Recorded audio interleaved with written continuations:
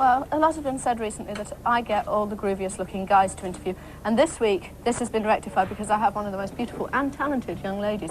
I've got Janet Jackson with me, who's also a happening dancer, as you just saw. How much influence do you have now over the videos that you make? We saw a load there. I have a great deal of influence now over the videos. With What Have You Done For Me Lately, that I really didn't have anything to do with that. And after seeing that, I wanted to get more involved with the rest of the videos. So it started with Nasty.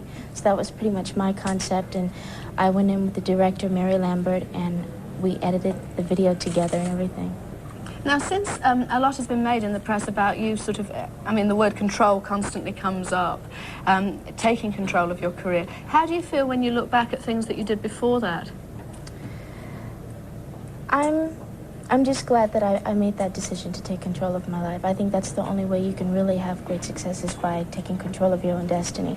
And looking back, there were a lot of times when I wanted to say things, but I would keep my mouth shut because I was so young, thinking that they would say, well, what does this little kid know? So I don't think that's the way to do it, but I'm glad that I did finally make that decision.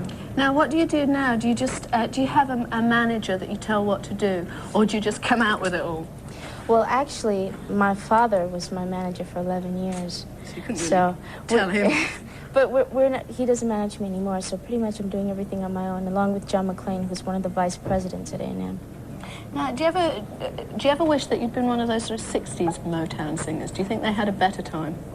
Than I'm having right now? Yeah. Gee, I really don't know, but I'm really having a great time with my life. What do you enjoy most about everything that you're doing at the moment? Which things do give you the most pleasure? Making the videos is one, and just the warmth and the love, the energy that you feel from the kids, the audience, the fans. I think that's really wonderful. That really makes me feel good inside. Now, you've been working with Terry Lewis and Jimmy Jam. Mm-hmm. What's that like? They are two of the most craziest guys in the studio. They're such characters. They're so funny, and they're two of my favorite guys. We had so much fun in the studio. I was there for a month and a half. It took us 2 weeks to complete the album. The rest of the time we fooled around and had a lot of fun. So it was really a lot of fun. They're perfectionists in the studio, but yet they know how to have fun with it so that it won't be so stiff and boring. Now, I read somewhere that you were going to do a movie with The Time. Yeah, that's still in the air right now, but we're hoping that it will come through. They're writing the screenplay right now. So hopefully it will happen. What do you think of all the other rock movies that have been out recently? Like Under Cherry Moon, what do you think of that? I thought that was great for Prince to take on such a responsibility of acting and directing the film. I think I give him a lot of credit for that. That's a very difficult thing, and for that being his first time, I think that was really nice. That was really diplomatic.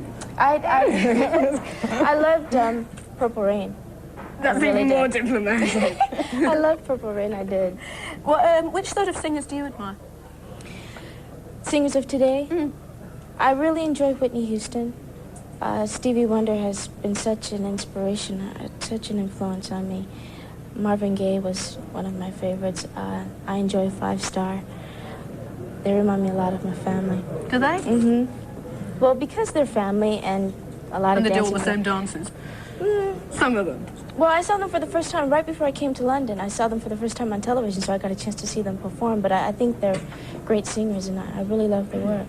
Do you ever get to do things with your family, or is it difficult for you to do anything? You mean to get together? Yeah. We try to have family gatherings as much as possible. Everyone has their own careers, so they're going their own separate ways. But we try to get together, and we call it a family day or family gathering day.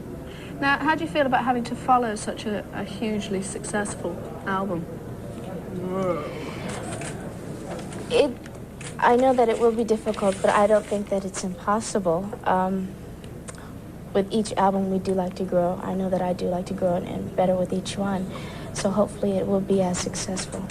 Now, having been performing since you were a small child and the rest of your family all performing since they were titches, what did you imagine that you'd end up doing when you grew up? Well, at first I wanted to be a horse racing jockey, and I didn't think I'd be in this business until my father asked me when I was 7 years old, and I knew that I was going to continue doing this. It was between singing or acting, and I made that decision. Finally, which one I wanted to be my main thing was between the Dream Street album and this album.